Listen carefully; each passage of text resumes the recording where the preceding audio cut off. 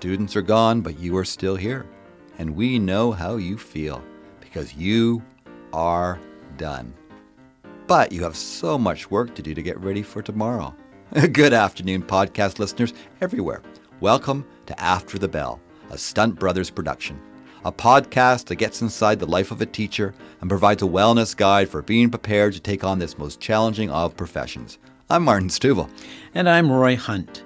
And we share your pain, having taught a combined 70 years.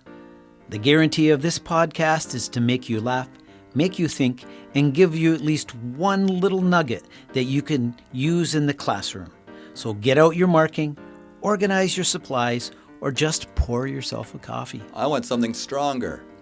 And listen, engage, and interact with After the Bell, a podcast for you, the hard-working, dedicated teacher who wants free lesson plans, free advice, and a free meal. Okay, Roy, but I'm not paying for anything more than McDonald's. Well, Mr. Hunt, here we are. Mr. Hunt, are you with us? I'm not ready. You didn't. Where's my cue? This is season 2. Well, okay, but no one told me when we were starting. We're in the booth. I haven't even signed a contract for our second season. I'm doubling your salary. Well, I'm going to get my lawyer to look at it first. Yeah. What's double nothing? I can double your salary. I'll triple your salary. I'll give you more than what you give me. Oh, you're generous. You're generous, man. Wow.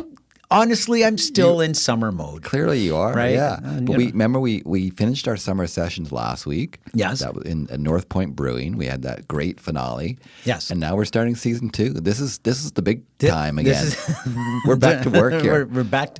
I don't think you're ready to get back to work. I'm not. You know what? It is Labor Day. Today's Labor Day. Yeah, and I know for teachers, they're thinking about tomorrow.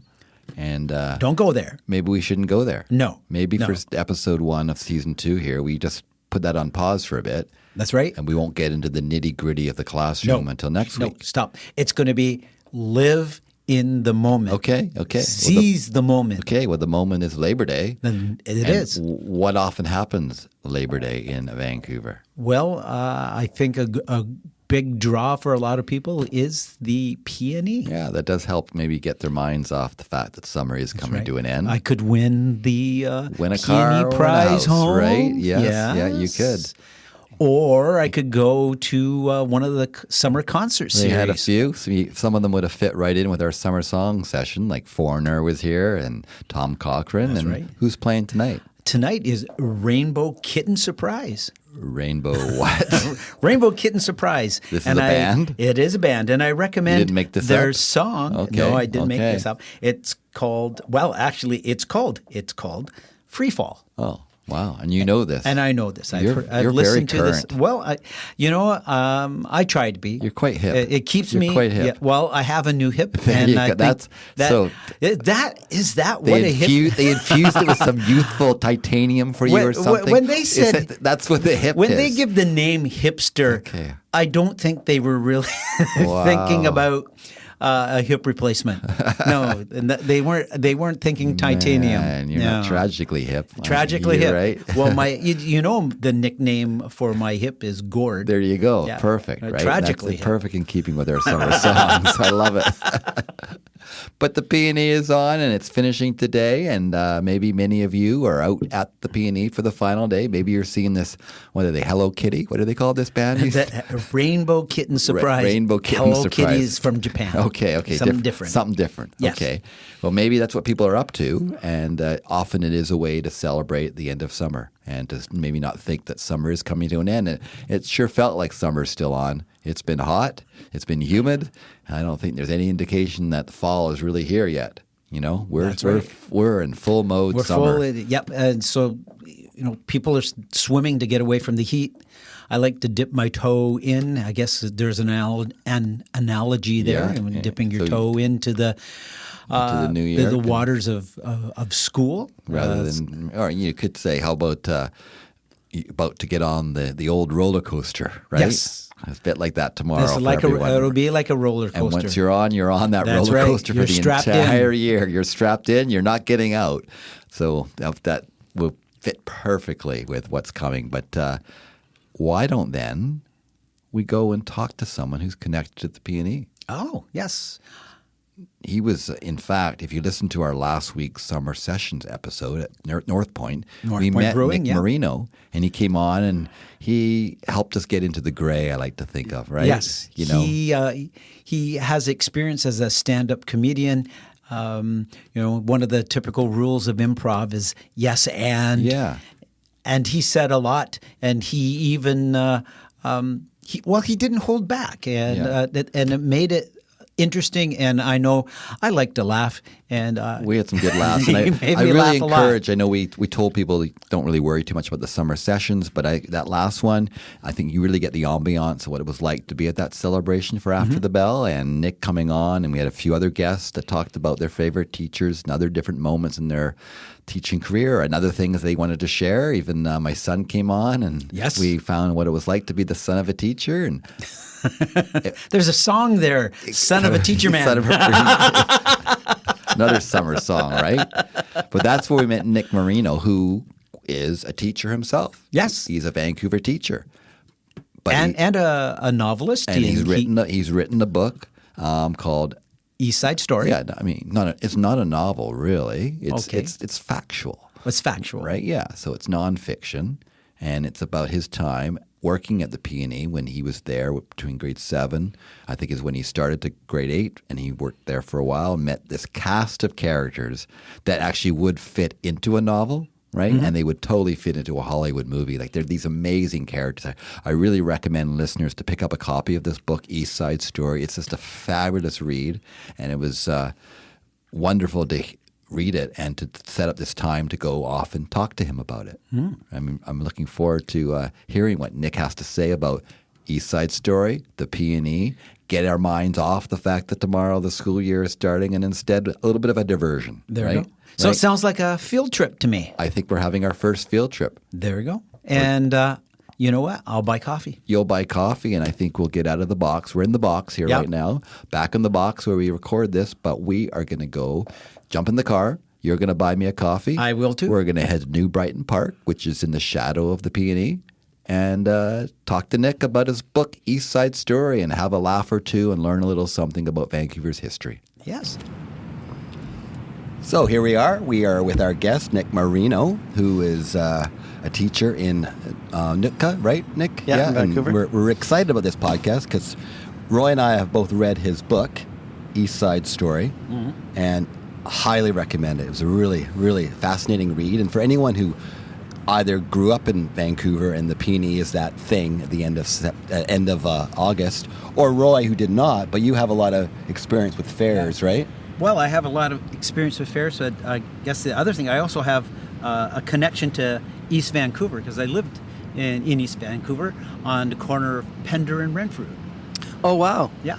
Wow, that's right near where my parents grew up. My parents were neighbors 1 block up from there. Yeah. Yeah, so, Pender and Caslow, I think, is the next street up. Yeah. Yeah, it's a sort of a 2-story condo. Right on the corner, right across from the P&E parking lot, the one that's on the corner of Hastings and Renfrew. Yeah. And so I have a connection here. I've been to New Brighton Park with my daughters, and I have fond memories of traveling down Hastings Street to a number of the sort of delicatessens along the way. I know Donald's was our favorite shopping place, and we still come from the North Shore to shop at Donald's because the connections that we made with the people there, and just I guess it reminds us of East Van. We love coming. Yeah, here. Yeah. I want to, because I feel like, am I cutting into the introduction? You cut in whenever you want. Okay, jump in. So I just want to be clear on something. I feel like you guys are looking to me as sort of the East Van guy, which makes sense, East Side Story. Yeah. But I know that my cousins who grew up around First and Nanaimo do not see me as an East Van guy because I'm from the Killarney area, which is southeast Vancouver. So I don't want to have any stolen valor or anything. I have a lot of longtime family connections to this area. My grandma, my aunt, like I say, my parents grew up in this area. But the book is East Side Story. because the Peony is in the East Side and it's a story about there. Right. However, people that went to Killarney in Vancouver, and I'm really splitting hairs here. Yeah, we were planning to do this whole podcast about your connection to East Van. That is not. We don't care about the Peony. There goes that idea. Well, that's it. I mean, we can still talk a bit about it, but I want to be clear. Okay, great. So we always start, before we get to the nitty-gritty about East Van or the Peony, Okay. we start with an icebreaker. And we call it ABC 1, 2, 3, just to loosen things up. And it's kind of like the Colbert questionnaire. Have you ever watched Colbert's show? He kind of quit a while ago. Yeah, he does this questionnaire thing where it's the first thing that comes into your mind. Okay, so whatever all right. pops in your mind, say it. Or you might be Feels like giving a lot a of choice pressure. between. It's a lot of pressure, yeah. But have fun. So, Roy, you're going to start with the ABCs, and I will do the 1, 2, 3. Right. Okay. So it's ABC 1, 2, 3 about the Peony. Oh, So, okay. There you go. I thought it was maybe about my personal life. That's why I was a little bit concerned. All right. Mini-doughnuts or kettle corn? Oh, mini-doughnuts all day. Yeah. Corn dog or potato tornado? Well, I'm a vegetarian now, so I'm going to go potato tornado. Okay. But corn dog when I was younger, I think. Okay. Hunky Bill's or Henry's Outdoor Barbecued Chicken? I think, again, just like I'm going to ignore that I'm a vegetarian, and I think barbecued chicken is more exciting than pierogies. Yep. Yeah. Okay. Okay, 1, 2, 3. Number 1, the wooden roller coaster or the corkscrew? Well, the wooden roller coaster is better. I've been on the corkscrew more times because I'm afraid of the wooden roller coaster. So I've been on the roller coaster a few times. And my daughter and I are going to the Wilco concert in, I think, next week. Okay, yeah. And we're planning on going on the wooden roller coaster. And are you afraid of it just because of the age? Or I was afraid of it when I was a kid because it seemed too old. Yeah, yeah. And 50 years later, it's still there. still there. And it's very creaky, the creaky sounds and everything, yeah. Yeah, and it doesn't feel like you're strapped in properly and all that. So, yeah. Okay, number 2, Demolition Derby or the Lumberjack Show? Oh, Demolition Derby is the best part of the Peony that's ever had. Yeah. And I didn't realize they got rid of that in 1991. I was just reading. Yeah, I just met a guy that used to drive in the Demolition Derby. Yeah. He said sometimes he worked at a garage and they would get the cars for like $20 they'd buy off somebody. Because at the time there was all these old cars from I guess they were from the 60s, the cars they were using mainly. Yeah. And they were just everywhere. And you don't really get that anymore, right? Everybody's car looks new. Like you look on the road. Yeah, I know. We were young. People and all the airbags would be going off and everything. You couldn't do it. And then number 3, walking through the Peony Prize home or walking through the marketplace? Oh, I hated the Peony Prize home as a kid. And as an adult. And in fact, we went through it a couple years ago and it was just like pictures of it. It wasn't even there anymore. Yeah. You just walk through and they show you what it would look like if you were there. Yeah, I hated the Peony Prize home with a passion as a kid. That was the worst words when my mom would say, let's go see the Peony Prize home, right? We'd get in that long line up. I wanted to go over and win some prizes or go on a ride, and we were in that lot for a place that didn't look that amazing to me. Not at all. Yeah. Yeah. Did you guys ever know anyone that won the home or hear about it? Yeah, I mean, either. It would have been interesting to actually interview someone that had won the home. Yeah. How it changed them or if it did. In talking about the Peony, the connections that we have for fairs and festivals, and in Japan they call it the matsuri, and there's opportunities to make social connections, community connections, nurturing pride, and creating new relationships. And oftentimes festivals will bring in local crafts and food, and just get people and fairgoers to connect to their roots. So I bring a lens, because I come from southwestern Ontario. I'll bring a lens of fairs and festivals. We would go to the Highland Games in where I live, and watch people do the caber toss and things, and then they would have their own demolition derby. Oftentimes, I think if they could get some tractors in there, they would. And That was just the parking lot. that is in the parking lot, and tractor pulls where they would have tractors like chained to each other and try to outmuscle the other tractor, and which doesn't sound as exciting as demolition derby. Was it a bit exciting though? See the tractor pull? Because they always put water down on the field, so the tires would dig in and mud would be flying everywhere and then fly into and it was so loud and everything. Loud in that way, yes. So what do you think, and before we go into talking about the book, what do you think is the real draw, the connection? Does it have some of those elements? Is the PNE sort of, does it really pull community together, do you think? What? I think it does. I think there's sort of two ways to look at it. Like there's sort of the corporate way that they, organize the fair, and they're like, okay, so we have these cultural dancers over here, and we're going to have they try to represent the community and as well as they can. So that's that. But then underneath it, you've got all the teenagers that are just there to meet girls or boys, whatever, to try and in the end have sex, right? Like, I mean, that's why they're going there. So, I mean, it relates to the base instinct in young people, like you can overeat, you can get overstimulated on these rides, you can maybe meet someone. I talk about in the book how about it's all about possibility. Yeah. So when you show up, it's like, hey, maybe my mom will let me get 3 bags of donuts this year, or if you're older, like maybe I will meet that girl, or maybe we'll get on that ride so many times. So I think it does bring out all those cultural elements, but I think just like in schools, like when you plan certain things. You're like having certain days at the school and you think this is bringing the culture, but there's actually this culture underneath that the kids are actually running it. Yeah. And I see the PNE similar to that, where because I see the PNE mainly as something for teens and kids. Yeah. And there's their own culture running this thing. So I think if you were like looking back, say if this could be recorded in 500 years, people look back at the PNE, they wouldn't be looking at what attractions were there. They'd be looking at the interactions and how teens and young people treated each other and what their goals. And don't you think a lot of teens would look upon it as a real transition to adulthood, like what they learned to the PNE, right or wrong, was that chance to kind of have some freedom, to have this underground economy that was theirs, right? To operate free from parents. Yeah. In a relatively safe manner, but clearly there was some danger there. But it was, I think, a lot of people would look upon that time. They're earning money for the first time.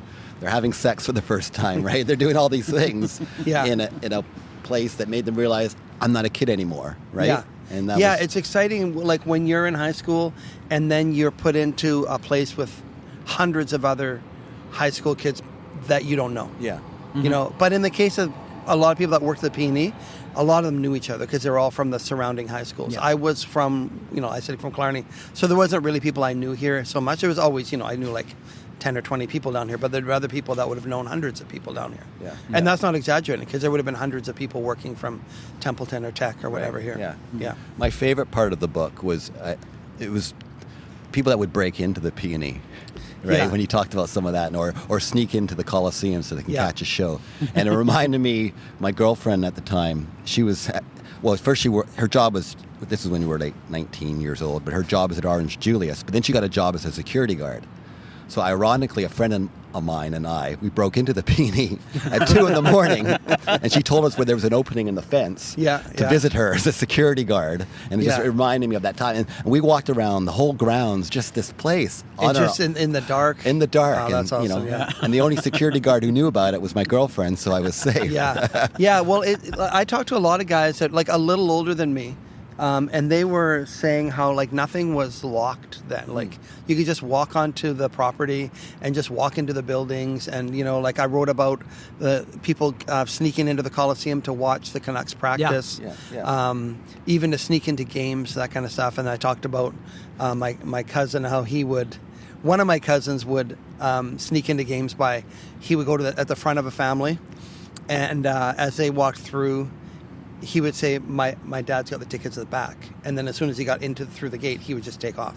Yeah. And then his brother, who was like more, like less, he was a bullshitter. Sorry, can I swear? Yeah. Okay, that's fine. Yeah, so he was, he could use the gift of the gab. Yeah. So he just thought, I could run in, but I could also just walk in. Mm-hmm. So he just pretended that he was on the local New West Bruins. He just acted like he was on that True team. confidence And for man, years, right? he wouldn't just walk quickly, and he'd stop and chat up the guy at the door. I remember ask reading about that, the family and all that kind of thing. So for years, him and his friends just did that. So I loved all that. And then I know you guys have read the book, but just for people that haven't, please. One of my favorite stories is a guy named Dan, who I interviewed, a friend of my cousin's, who he stole. He didn't think it was stealing. It was a broken goalie stick after a Canucks practice, and he was in there watching the practice.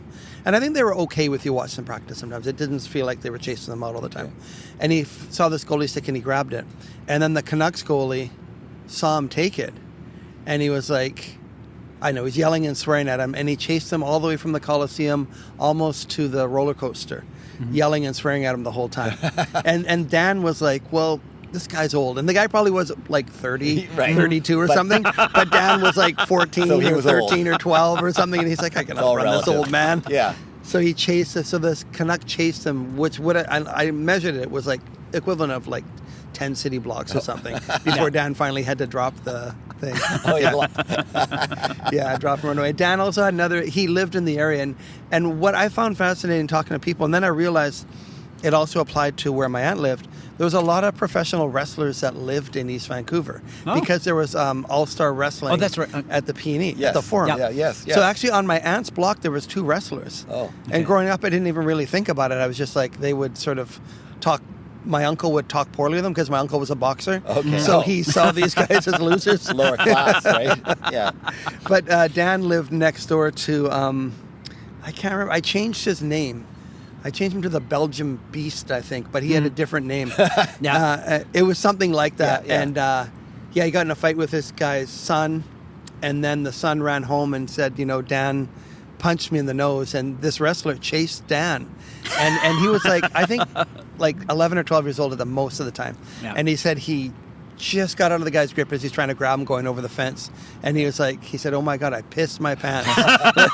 Because he said, I would see it. And this boxer was known for having killed a man in the ring. So imagine you're in elementary school and this guy who's a known killer is chasing you.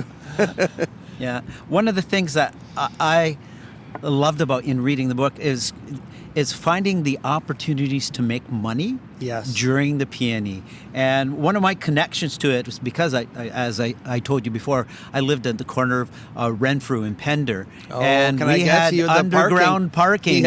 And so our complex would get everyone to volunteer to move out of the underground, and then we would sell parking for all the time during at the PNE.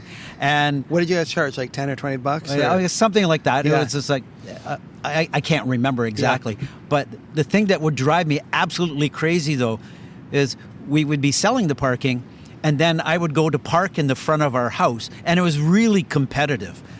So you'd get 4 or 5. So I'd go to park in front of our house, and 4 or 5 people would be rushing me. They're like, "Oh, do you need parking?" I said, "No, I live here. I'm parking in front of my house." The parking lady. I mean, it's generally a lot of old Italian and old Asian women are the parking ladies at the P&E, running around with their cardboard signs. And I've always loved them. They add such flavor to the neighborhood, and I've always thought that if a photographer should do like an exhibit of just all the parking ladies, I think would be great. And their signs, they're very little milk cartons that they sit on or stand on, and I wrote in the book about Bob Leonarduzzi, who was like played on the Whitecaps, and he was like a star in the 80s and 70s and 80s. He would do parking for. He lived right by the P&E, right?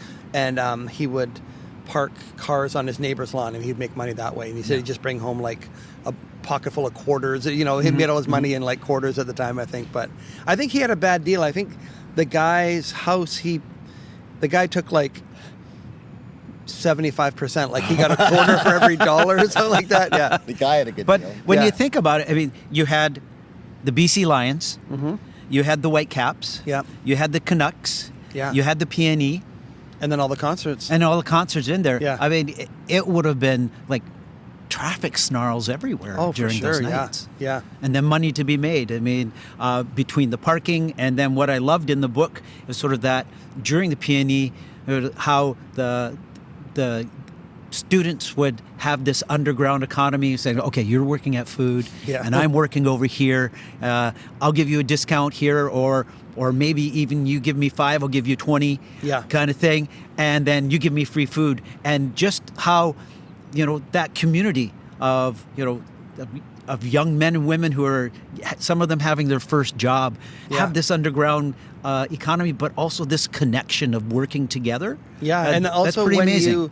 when you steal together, it really brings you together. Like you're in this together, right? So it's a real connection. So my first job was at the P&E blowing up balloons. I was 12 years old, and our game was a dart game. You have to pop 3 balloons in a row, like a tic-tac-toe, and then you would win. Then you'd win a record. So all the teenagers wanted records. So this guy came to me and he said, I was opening up as before the crowd was in, and he said, I'll give you free food if you give me some records. So I gave him a couple of records, and I went to his thing that day, and I bought a cheeseburger and a fries or whatever, gave him $5, and he gave me like $28 back, and I was like, okay, I'm in. I understand. This is great. It was scary, because I was, like I said, I was just out of elementary. I wasn't even in high school yet. Wow. It was the summer between grade 7 and grade 8, But yeah, I think, again, going back to the culture, like that's more important than the Highland dancers on the stage. Although that would be presented as a cultural context. The culture is this underground subculture of the underground economy that was going on. And I didn't get it that much because I didn't have as many friends down here. But the people I talked to who had a ton of friends, they were all, they exchanged everything. They didn't pay for anything. Parking, games, rides, Really? Okay. food, everything was free for them. Yeah. Because they all did it for each other. Yeah. The guy who told me is a teacher. But he didn't want me to use his name. And I don't know if did I mention at the beginning, Roy, that Nick is a teacher? Yes, I'm sure you I did. And Yeah. was there anything in the P&E that prepared you for your teaching career that you look back on? That was a good skill that helped me in my successful elementary teaching my career in jobs East at the Van. P&E the actual job was blowing up balloons Yeah. one year and then handing out bingo cards. Okay. Yeah. So Yeah, that would do it. Handing out so papers. handing out bingo cards is a bit like silent reading. You can, I really enjoyed another part, and it was when you talked about Gloria Makarenko and yeah. Miss P&E, because when she was just on TV for the CBC as the newscaster, what do you call it? The when anchor? The anchor, Anchor, for yeah. many Yeah. years. She's on radio now. I always had a secret crush on Gloria Makarenko, so I really enjoyed your interview with her. How did you find that? Oh, it was good. Yeah. I had first interviewed someone named Christine, who was Miss P&E. I wasn't planning on writing about Miss P&E. It never even crossed my mind. Yeah. And then this book is like a series of books it's on Arsenal Pulp Press, but within that, this local. Do you guys know Charlie Demers, the local comedian? Yes, we do. Oh, yeah. Yeah. Very So well, Charlie is the editor of this book. Okay. Oh, Yeah. okay. So Yeah. he's the one that asked seen me that. to Yeah, write it, that's and right. he has the. He's also on the debaters. Yeah, exactly. Yeah. There you go. So he's the, I guess, he runs Robin's Egg Books, which is called an imprint. Someone on some record labels, a musician will have his own small label Yes, on that. Yeah. yes. That's what an imprint is for Okay. a publishing house. Okay. So he was asking comedians to write books, and I had kind of told him an idea I had about this, and then he asked me to write it. And so he announced it when it was here in the Vancouver Writers Festival, and the guy who wrote the book the year before, float like a butterfly, drink mint tea. It was about anyway. It's a very good book as well. He was in that book he said, and the book next year is gonna be written by Nick Marino. It's about the P&E.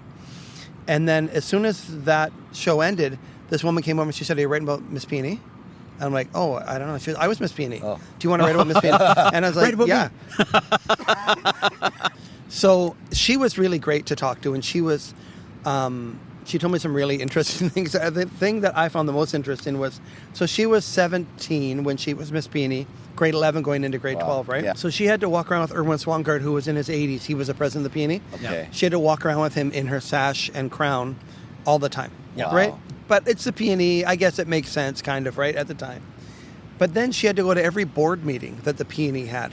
And she had to sit with Erwin Swangard, Oh my and she God. had to wear her crown and sash at the board meetings when they'd be talking about moving electrical lines and repainting the parking lot and stuff. Yeah. Another time, right? Yeah. Wow. And she said, she didn't, like, I don't want to, nothing, I'm not saying anything about Erwin Swangard. No. But I am, kind of, not because, really he's not an old appropriate. man. Yeah. It's not appropriate. He didn't do anything, but she said, I realized I was, like, kind of like a prize that he was carrying around. Yeah. So, okay, then I talk, getting back to your Gloria Makarenko question. Yeah. When I talked to her, I brought that up, and she was not impressed. In what way? She really liked Erwin Swangard. Okay. And he was kind of a mentor to her. Okay. Because he had been in the newspaper business. Yeah. And she was going into, her plan was to go broadcast. into Right. broadcast, into journalism. So she kind of shut that down right away. Okay. And I don't think it offended her. Okay. But I just felt like it was a little bit shaky ground when I was talking to her about it. And then I was on her show on CBC Radio. Yeah. She interviewed me. Okay. And she didn't bring up that she was in the book when I was talking to her. Oh. So I thought, that's weird. So I brought it up. Okay. And she didn't say too much about it, about being Miss Peony. I guess it's something that she doesn't talk about much. I just felt like that maybe she was slightly offended by my Ernie Swangard question. Interesting. But I could be reading way too much into it. Sure. Because also I was like, I've done like 5 interviews in my life, and she's done thousands. Yeah. So she's probably thinking, what's this guy doing? I was getting in my head about her because she's so good at what she does. Yes. And she's so natural. Yes. But yeah, interviewing her was fun. It was fun to find out all the stuff about her. Like, she had never been to the P&E before she was Miss P&E. That's I remember she was reading from that. From Prince Rupert. Prince Rupert it was. Yeah. Yeah. So she was really, really nice and friendly and helpful. My memory, you know how like you can do everything great, and then there's one thing you think went wrong. That's all you think dwell about. on that, right? Yes. Human nature. Yes. She might not even Probably have remembered didn't that. even come up in her mind, Yeah. right? Yeah. No, for sure. But So- yeah, it was. She's a very impressive. Yeah. She's very good at her job. Yeah, she is. Yeah, She is. Because you listen to her and like listen to me like If she did that on her show, she wouldn't still have her show. she But would now not. she's That's right. talking to different people all the And time. she can lure I'm people talking into about something I answering things, supposedly right? know. So, is there anything that you left on the floor? There's anything that you wish you would have put in the book? Well, I mean, since I wrote the book, I've met people that come to me, and everyone's got like P&E stories. Yeah. One of the ones, and there's a chapter in there about the Crump brothers. They were some African Canadian brothers, twins that my dad knew. They were my dad's friends. They were longshoremen, but they were also performers that performed at the P&E, and I wrote about them and their experience there. And their daughter Brenda came to me after. It was really, I had a lot of people come to me and like sort of thank me for the book and stuff. It was really kind of great. But she came to a reading I did. And then after, she told me a story where she was at the P&E, because she's about my age, and she was at the P&E in the 80s, and there was a blackout, like all the lights went out, and she was by the games, and she said when the lights came back on, everyone was walking around with giant stuffed animals, and like people had stolen all of the stuff, all of the prizes. So like those kind of stories that people tell me, I wish I would have. And then my cousin, Paula, her friend, Carlo, I think his name is, he still does this. It's all about like when I said my cousin Ed would just walk into the Coliseum and act like he's supposed to be there. This guy still does this, where he pretends that he owns a horse, and he just drives. He never pays for parking, and he just goes straight. And he talks to the guys about the horse or whatever, and it's just one of the. So I love those stories, especially things that I wouldn't have been brave enough to do. Yeah. And. So- Also, can I just say, Go ahead. Sometimes people will come to me. I did a reading in Richmond at a library there. And there was this very nice woman who came up to me later. She had been part of the organizing committee to get it. And she came up and she started telling me stories that she thought related to the book. But they were only related in the way that the stories involved other Italian people. Like they didn't involve the P&E at all. And one of them was like about some murder and then someone being put in a freezer or something. And she was like, "I thought you'd like to know this, because of your book." And I was like, "Well, it's not really about that, but it was a good story." But yeah, so that's been really fun, meeting people and getting the chance to hear their stories. Yeah. Yeah, the book's been great that way. I think our next part will kind of help us get about some of the characters in the book. They really are like that. They're the stars of the book. Exactly. Some of these characters, and we kind of had this idea. Yeah. That let's imagine this is a production meeting, and we're making a movie of the book.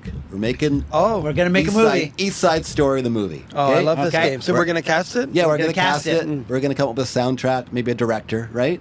Okay. Okay. And then you can give us some background on some of the characters we have. So, Okay. Roy, get So- started. We're gonna Can I just say before you Go even ahead. started? So my biggest influence when writing this book, what I was trying to capture was the essence of the movie Dazed and Confused. Okay. Okay. So that is the feeling that I Okay, wanted. okay. How those teenagers, it's just one night of teenagers, and they're just living that one day and night. Okay. And you sort of see all these interactions and all the things that teenagers go through, the highs and the lows and that kind of thing. So that was the feel that I wanted. So this is your movie. So This is your movie. You guide us and you get us to where We're you gonna want start. to be. We have a list of some characters we want to know some background information on. Okay. Okay. I'll give as much as Okay, they would so allow me we'll to. talk about Eric Kaprowski. Okay. Tell us about him. All right. Well, Eric. Tell the listener if they maybe haven't read the book. Yeah. Give them a bit of an idea of this Eric guy. Well, Eric was a very tough guy that I went to high school with. I heard from him yesterday because actually someone else, this is a sad story. I don't know if we need to tell this, but someone that we went to high school with died a couple days ago. Oh, and sorry. she was that Mountie. Yes, I've read. Catherine Galliford. Yep. Yes. she yeah. had been. Yes. She finally spoke up about She being did. sexually harassed and Yes. assaulted by. So anyway, she's someone that we graduated with. So okay. so we were just texting a little bit about that. But Eric is a real character, a huge personality. He moved here from Poland in grade 8 or 9, I think. Became a very strong bodybuilder, weightlifter kind of guy in the 80s. Okay. And was a bouncer at several clubs. Okay. I always got along really well with him, but he could be a very scary guy. Oh. It's delicate work being friends with a scary guy, especially if you're gonna if you're going to tease them a little bit, which I would joke with him a little bit. And What's the line, right? yeah, exactly. Yeah. Yeah. Delicate work. Yeah. Okay. Yeah. So who do you think would play him? Can you think of This is a good question. someone? So I was thinking. Well, what do you guys think? Because I know him. Like, if you've seen him in the book, what do you think of him? Well, I was thinking Zac Efron. Yeah. After his, he did that show on wrestling. It was something what the Claw, something like that. Because he was like. Oh, you know, Buff. I got it. I know who it is. Okay. 80s Dolph Lundgren. Oh, Okay. Yeah, yeah. Dolph Lundgren for Okay. sure. I like that. Because Eric still has that sort of Eastern European accent Okay. a little bit, which I don't think I talked about in the book. But yeah, and he has the blonde hair, bigger than everybody else. Yeah, so I go Dolph Lundgren with Okay, him. we'll get our casting Nice. crew on that. Okay. How about tell us about Red Scardillo? Red was so Steve knows Red pretty well. Anyway, Steve is another teacher we know. Yes. and he's my brother-in-law. Okay. I was And- actually on a hike with Steve the other day, and he said he didn't keep his part in the book. He had a whole story he told you, and it's not in the book. Oh yeah. Okay. So Red was this, to me, just like a legendary, tough, scary guy. When I was a kid, I'd walk, worked at the Peony. He'd be the guy standing in front of the arcade. He was a bouncer. I was scared of him. Still am.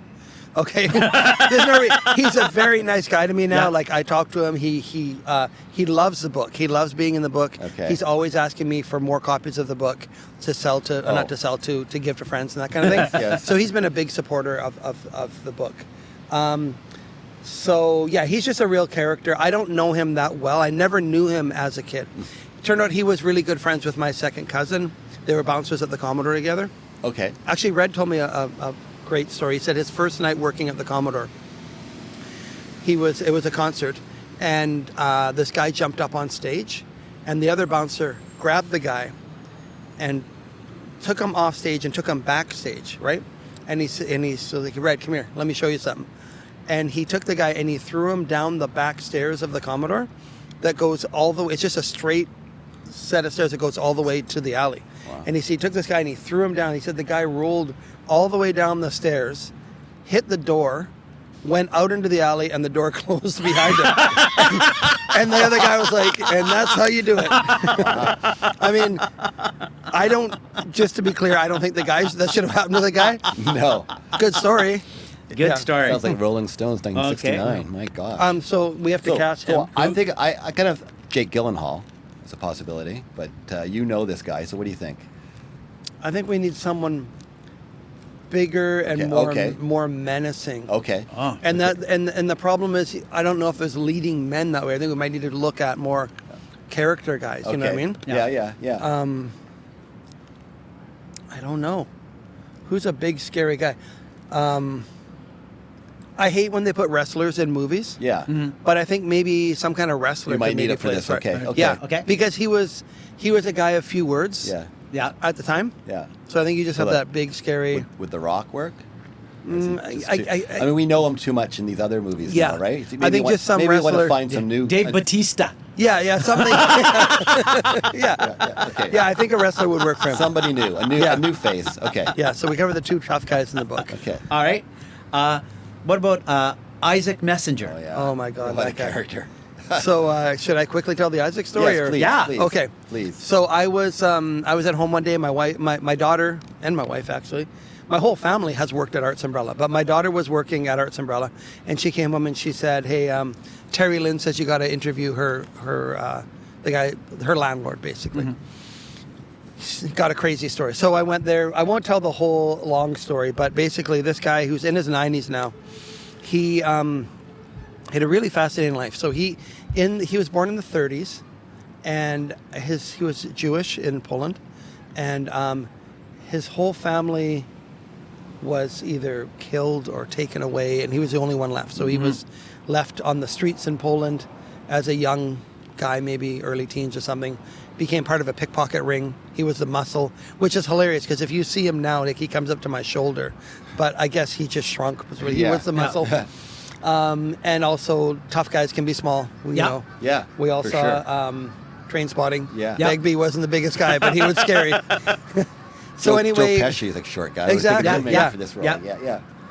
so eventually he came over to Winnipeg, and when he was in Winnipeg, he was like on the streets, kind of like he was with a family, but he was like a street tough. Yeah. And he got to know guys in the mafia there, and then this guy that had lent some or borrowed some money from the mafia didn't have enough to pay it back, and they're threatening to kill him. So then that guy went to Isaac and said, can you help me out? I know you know these guys. I think they're going to kill me. I've got a family. So Isaac went and worked out a deal that this guy didn't get killed and the mafia got paid. Years later, that guy was working at Playland at the Peony, and and then Isaac moved here from Winnipeg, and he said to Isaac, "Hey, I'll give you a job, and since you helped me out so much, you saved my life. I'll give you this. You can work at a gambling tent doing the wheel, the crown and anchor wheel."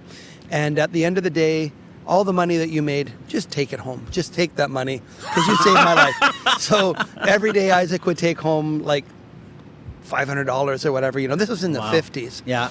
And then he bought a house with this money that he had from the fair, and he still lives in that house. Wow. So I went and I went and interviewed him. He's a little bit, has a bit of dementia, but he talking about. Often when people with dementia, they're old stories. Yeah, they know. they're clear. Very clear. Yeah. Turned out he became friends with Rocky Marciano. Yeah. And he was like, I grew up in Vancouver and I didn't really know there was any mafia here at all. But he's like, oh yeah. Then I bought the house off a mafia guy here, and I was like, I didn't even know this existed.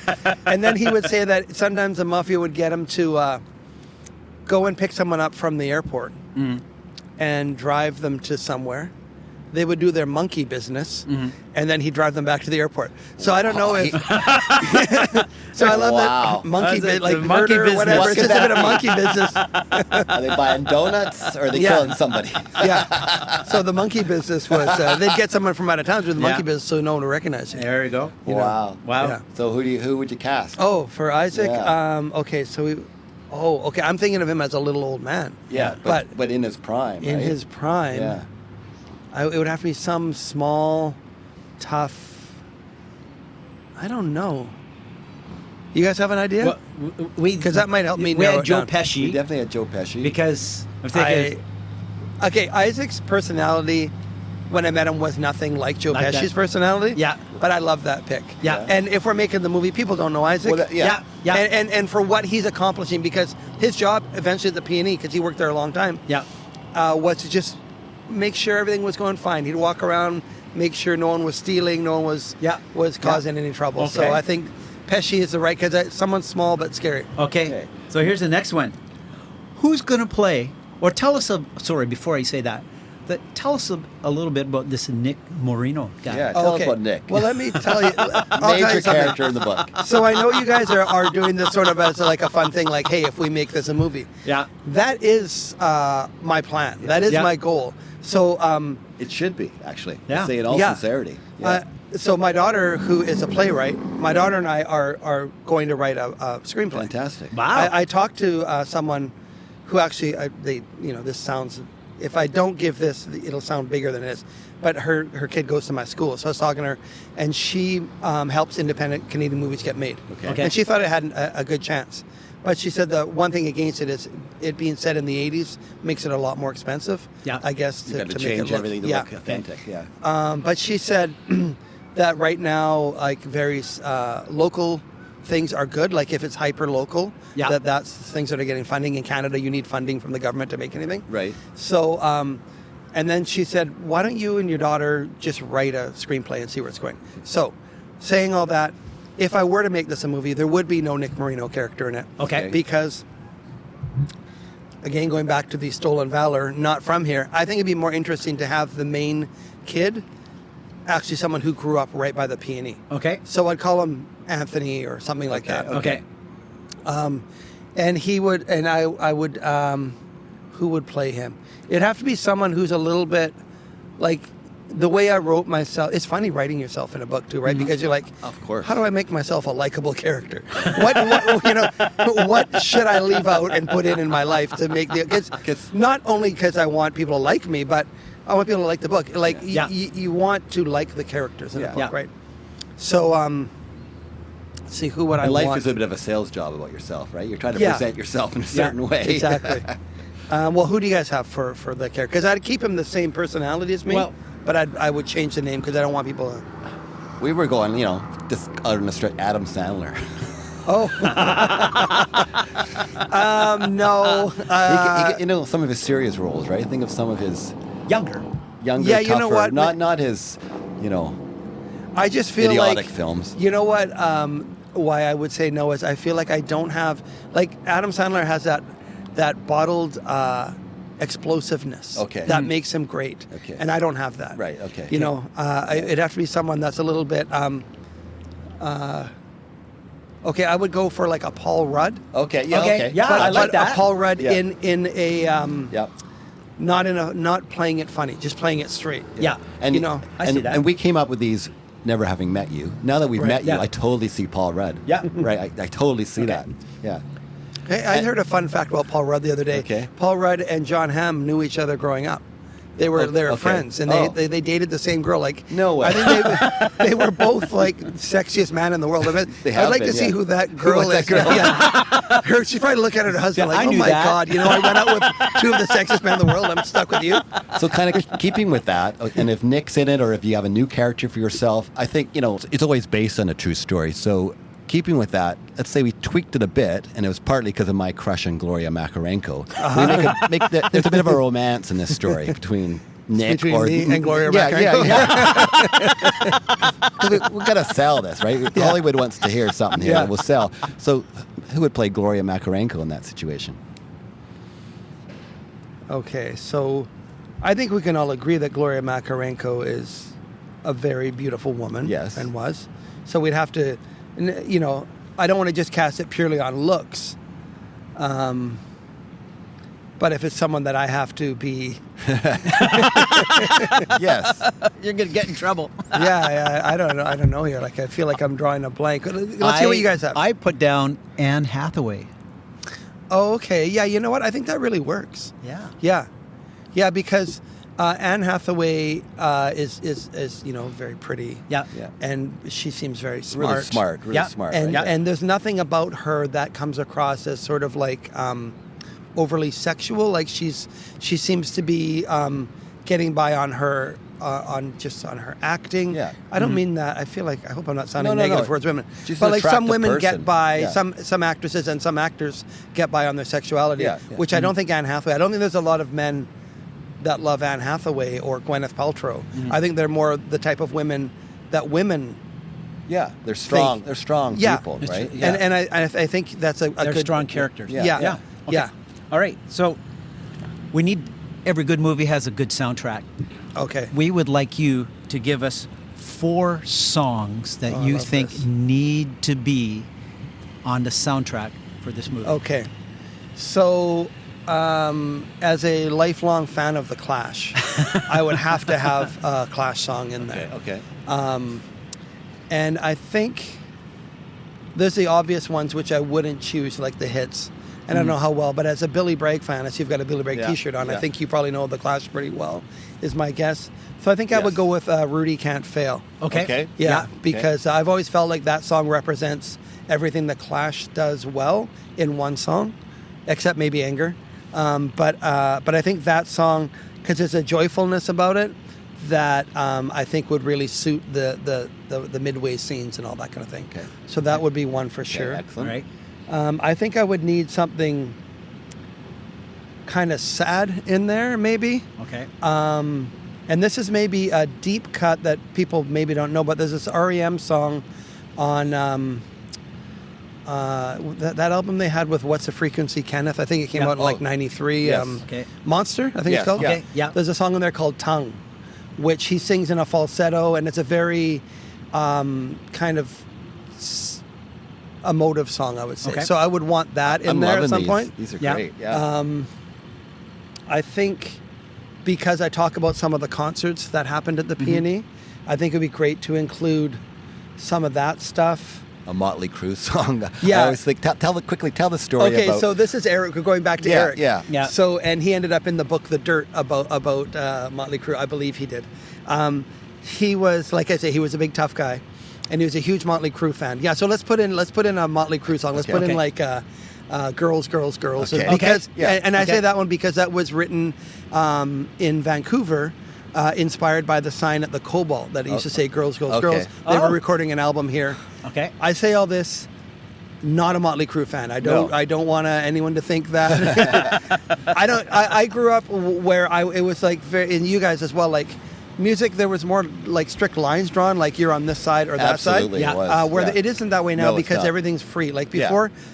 Because you paid for it, you had to defend it. You know what I mean? Yes. You go to someone's house, you look Yeah. at their records, and you'd be like, "You bought this?" Yeah. You know, and then the guy'd have to defend it. Right? But now you can just stream whatever you want. And because of So- that, now you can tell songs from the 80s, the 90s. It had its time. But after the 90s, because everything's just streamed, there's no distinctive genre that you go, that's that sound. Yeah, from that I wonder era. if that's that, or if it's just that we're old and we don't know. Like, because my wife and I were talking about, Okay. like, I was saying, I'm not going to accept that.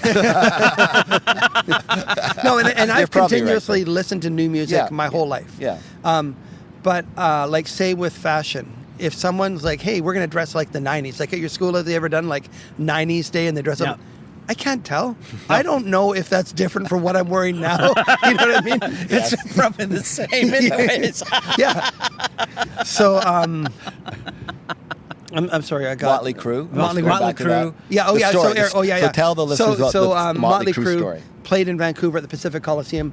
Very first song, Vince Neil's out there. I think he was singing. I can't remember what song it was, but I did look it up because there's a setlist.fm Okay. where you can go on and it'll give you a set list from like Oh, wow. all these shows, and I think it was on there. Anyway, while he's up there, Eric was like front row up there. I think with our friend Enner was up there as well, and Vince Neil planted his foot. That's the lead singer of Motley Crue. Yes. Planted his foot right at the edge of the stage and was singing. And Eric, I remember he said to me, he goes, "Oh my God, Nick, he was such a pencil neck. I put my hand completely all the way around his ankle." So just in that moment when he grabbed his ankle, he was like, "Oh my God." He was like disgusted by this pathetic pencil neck. So he just grabbed him and threw him into the audience, and they had to stop the show. in the first song, and then the bouncers dragged him out and beat him up and threw him outside. But yeah, They throw him down the yeah. stairs. And I Okay. remember after the show, maybe a couple days later, our friend Enner, who was there as well, like, you know what this guy did? He grabbed Vince Neil and threw him off the stage. But yeah, And it's mentioned in a book about Motley Crue. You said Yeah, that's they what I was referred told, to yeah. that. Okay, yeah. Yep. Wow. Yep. All right. okay, We we need got one more song. One more oh, song. right, okay. So we've got The Clash, we've got the sort of sad one, we've got the Motley Motley Crue to set Crue. the scene. And then, okay, so it's the 80s. So I think we need, we got to put The Cure in there. Okay. I think we yeah, put The Cure in there. absolutely. And I'm kind of a stickler for, I don't like watching a movie where a song came out after the movie. Yeah. You know what I mean? Yeah, I Like do- it I takes do me know. right out of it. Yeah. Yep. So it would have to be an earlier Cure thing. You know what? I think, although it's a bit on the nose, I think Boys Don't Cry. Okay. Okay. I think Boys Don't Cry is really still one of my favorite one of their songs. Yes. And I think there's a part in it where I break up with my girlfriend and then I just regret it for like the whole summer. Mm-hmm. I tell her I want the summer off, and then she's like, fine, let's just take the whole, let's just break up. And then I just regret it immediately. Yeah. And I think for that section, I think Boys Don't Cry would Okay, suit it. perfect. I Yeah. like that. All right. And who will direct this movie? Oh. You mentioned Well, I would want- Train Spotting, Danny Boyle, or I mean, what do you think? my dream would be Richard Linklater, who Oh, directed yeah, Dazed and oh, Confused. As yeah, I said, that yeah, when I okay. wrote this book, Uh-huh. Dazed and Confused was my biggest influence as far as how I wanted it to feel. I love his films. So that's who I would want. Okay. I put down Greg Moda. And He who- did Adventureland Oh yeah, yeah. and Superbad. Oh my God, Superbad. So- Superbad is that's my wife's favorite movie. Yeah. My favorite movie is Dazed and Confused.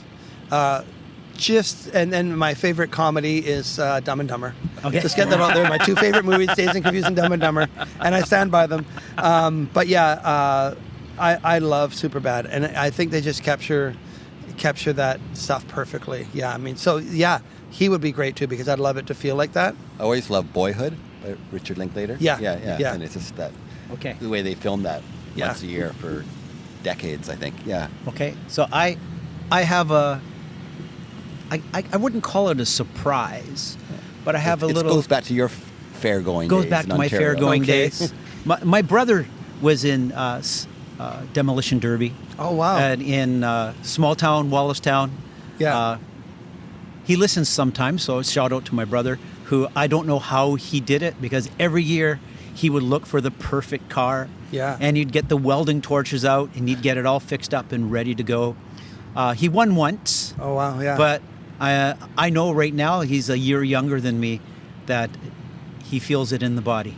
Oh yeah. I was going to ask you about that because did they even have shoulder straps at that point, or? I think that you had to have a seat, like a strap. Okay, But you okay, had good. to have something built in that And way. they- He feels the results of that time in his body now. I Really? mean, he works really hard, but he's just got aches and pains. As long as he moves, he's fine. He Well, sits it's down like- and Imagine, like, say you were in a car accident, right? Yeah. Those guys are in 25 accidents the whole, Yeah. a day. Yeah. When they're I doing didn't know that, how he it's did it. insane. Okay, Yeah. so here you go. I'm presenting. Martin's going to describe it for me. Okay, so just for I the have- listeners, he's got it Oh, looks like love it. a ribbon. It's a purple ribbon, and what does it say? It says where is it? Wallacestown Fair. Wallacestown Fair, second place. Second place. So Is this the second place for the Demolition Derby? Well, no. We have to no, guess. This is second place for something at a fair. Now, I brought this because in the book, Okay. I remember the picture of the women with hammers and the competition for hammering Yes. nails, right? Yeah. Okay. They were getting housewives to For the see. housewives it's to like, hammer haha, nails. Let's see if a woman So- can use a hammer.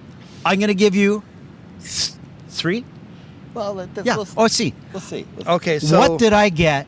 Oh, you did this. Okay. What? So I did Roy this. Hunt won. What I year- got what year- second what place year, Roy, would this at be? Wallacestown Fair. By I'm not Mr. telling the Hunt. year Okay. because then people will know how old I am. Okay. But I'm going to say I was 8 years old. Okay. Okay. All right, 8 years old. I mean, that kind of pushes things down. So you've kept this for 70 years. Wow. I love working with you. Okay, can I ask a couple younger. questions? Oh, you can ask some questions. Okay. Did you grow up in like a small town farm area, small, like what? Yes, what was it? I was in a farming community. Okay, so I'm gonna guess that this was some kind of so an agricultural fair kind of thing. So maybe you had like, I bet at that age boys weren't cooking things. So I don't think it was like for a giant a carrot. pie or anything like that. So I think it was like some kind of animal. I think it's animal related. Be careful.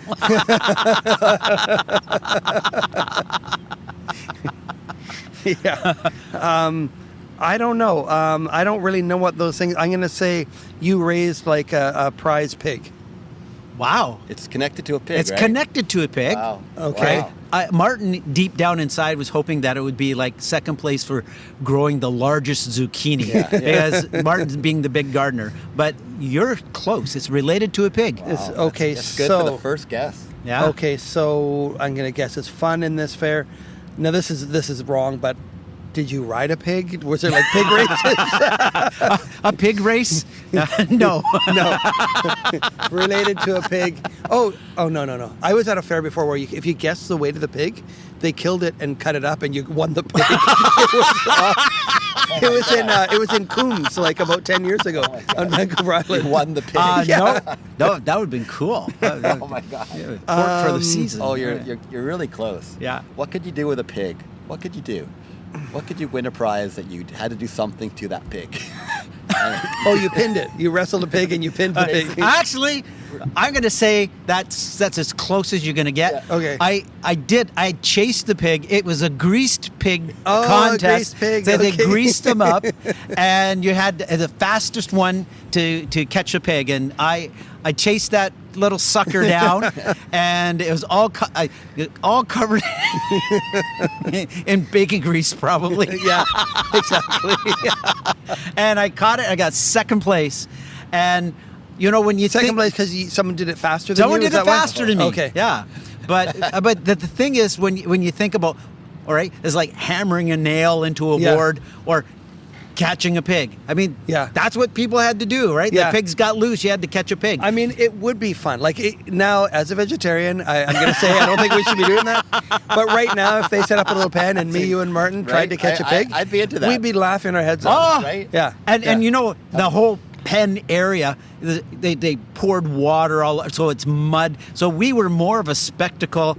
I mean, like grandparents and mums and dads are there just laughing at us because For sure. People falling face first, all covered in mud, Yeah. chasing this. I'm just What a thinking a hoot, way right? we could do this humanely is we could draw straws and grease one of us up, and the other two could try and catch it. It could be a whole new TikTok. Yeah. My God. Yeah.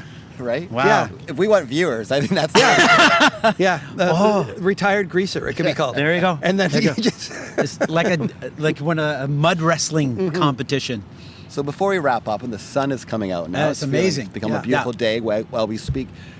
Nick, do you have any future projects planned or things coming up? You wrote Yeah. this fabulous book. I really recommend listeners to get a copy Yes. of this. Yeah. Where can they find a copy, first of all? Well, I mean, before it came out in 2023, so Yeah.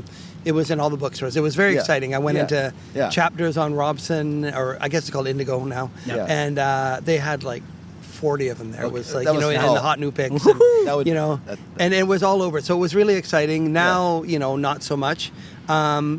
You could get it. You could order it online for Okay, sure. yeah, I would say not from Amazon. Yeah. Not only because hey, they're not being nice to us Yeah. right now, right? Yep, So yep. I Yeah. would prefer if you're in Vancouver, go to a local bookstore. Iron Dog Books on Hastings, right by the Peony, has been Okay. really great to me. Okay. So that's be a place that I'd recommend you pick it up. Yeah. But you could order it online for sure. And we'll have a link to the book and everything on our webpage, Yeah. Yeah. stuntbrothers.ca, so people can check it out And there. you know what? Take it out of the library. Yeah. In the end, I Yeah. think I might make just as much there. Really? You get paid for library books. Yeah. Okay. And you don't get paid much for books. Like No. You get money up front, and Yeah. then after that, after you sell a certain amount, you make a little bit more. Yeah. But I think a lot of people don't make any more than what their upfront money was. So Right, the little right. bit of money you get from the library. Yeah. But whatever, I don't care Exciting. about the money now. I'm just happy that people are still reading this book. So any future projects? Yeah, so future one, very related to this book. Do you guys remember there was a chapter in here where I talked about my great-grandfather and how he was the richest Italian Yes. in Vancouver, Yeah. and then he got murdered? Yeah. Yes. So the publisher asked me to write another book about my family. Okay. So right now I'm writing a book about my family who came from Italy. I'm Italian 100% Italian, but all my grandparents met in Vancouver. So I'm actually from 4 different parts of Italy. Oh, wow. But I'm following the roots from Abruzzo, Italy, where my great-grandfather came over, left there in the 1890s, was in Vancouver by about 1905, was murdered in 1914. So I'm just following the family up until now.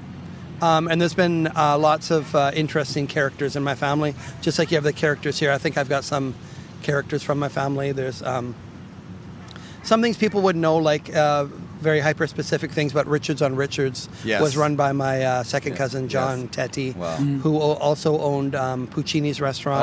Oh, Okay. And then he also started the Shark Club.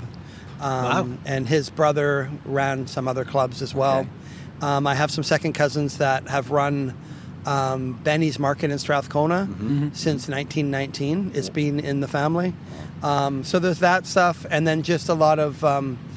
if you look at 120 years of a family history, you're going to find interesting stories. Yeah. So that's what I'm working on right now. And truth is more interesting than fiction, right? Yeah, for sure. Yeah. I mean, I always pictured myself writing fiction. I always wanted to write. Yeah. And writing nonfiction is a lot of work because it's so much research and interview and transcribing and all that kind of thing.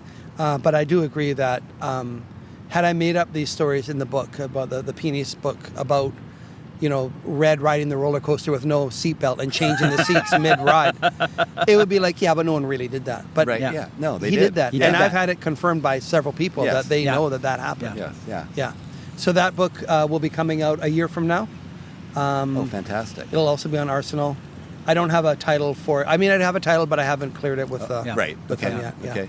So one of the things, because in our podcast, we connect with teachers and we talk about having some work-life balance, talk about, because teaching can be all-consuming, it's just trying to find a passion after teaching. And I am amazed that knowing that you are a teacher, especially grade 4 or 5, which, Martin and I finished our careers in that grade. It's an amazing grade, but you still have some gas in the tank, right?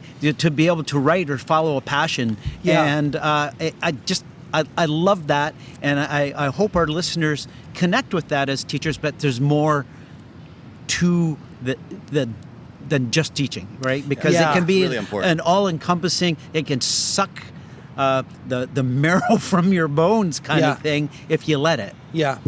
Yeah, it's been great. It's I feel very grateful to have given this chance later in life. When that book was published, I was like 56, 57, 56, I think, when it came out. I had kind of given up on the idea that I was going to be a writer. I always wanted to be, But writing is one of those things that you don't have to be in shape to do. Like if you were a good athlete, and then you can't at 56, try out for the Lions or something, right? So now it's like this. I wouldn't say second career, but when I retire, I know that what I'll do is I'll keep writing, and I've got ideas for other books, and I want to write things that aren't as hyper-specific to Vancouver, so I get invited to writers' festivals in Montreal or something like that, you know what I mean? No, your story's inspiring. I mean, I started a novel 20 years ago, and I only finished it this last year of retirement. Oh, congratulations. So and I'm going to rewrite it and blah, blah, blah. It just got pushed off to the side, and so I'm so grateful now to have time every day in my day that it's my writing time, right? Because it's hard work. Yeah. I'll tell you, a deadline really helps, but it hurts. You know what I mean? Like it's painful. I've spent this whole summer just writing because my first draft is due in November. Okay. And my dad has been in the hospital since February. He's been quite sick. He's just moved into a hospice. So I haven't had the time or energy during school time. After, teaching all day, going to the hospital, going home and eating, 8 o'clock at night, I don't feel like writing. So all summer, it's just been like, I've been like, hey, this is my job. I get up 9 o'clock in the morning. I'm writing or researching or whatever. Yeah. And before we went on air, you mentioned you had another idea for your last year of teaching. Can you share that with us? Sure. So as long as there's a lot of teachers listening, so don't steal this idea. Okay. Okay. But They don't have your drive, so it's okay. yeah. A lot of people actually listen to this and think, I'm not going to steal that. That's stupid. What a great idea. The idea for my hopefully third book would be called the year I tried at my job. Okay. And I love the title. I love the title. At that point, I will have been teaching probably for like 35 years, I think, in that range. So my idea is for my very last year of teaching to think about what really makes a great teacher. Yeah. Think about what I thought I was going to be as a teacher when I first started. Yeah.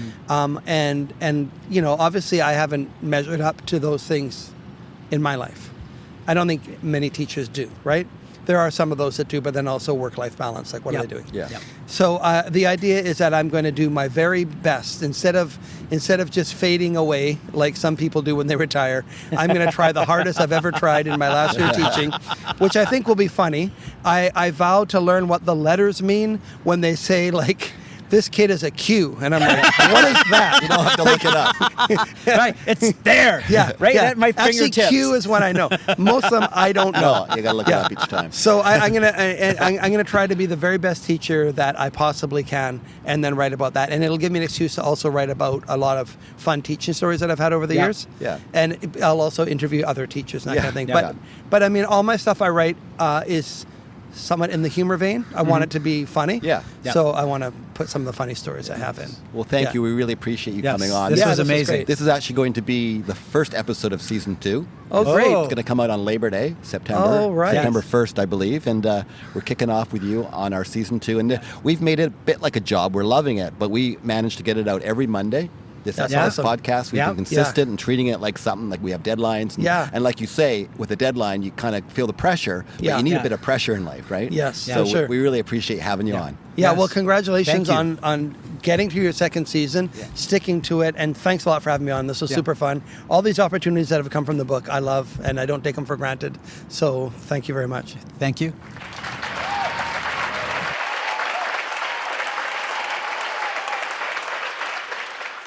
Well, Mr. Hunt, here we are back in the box after that fantastic interview with Nick Marino. Yes, I really enjoyed it. It was great. He brought cannolis. Yeah, went well with the coffee you got. It did, and I enjoyed his take on living in East Van and about the PNE.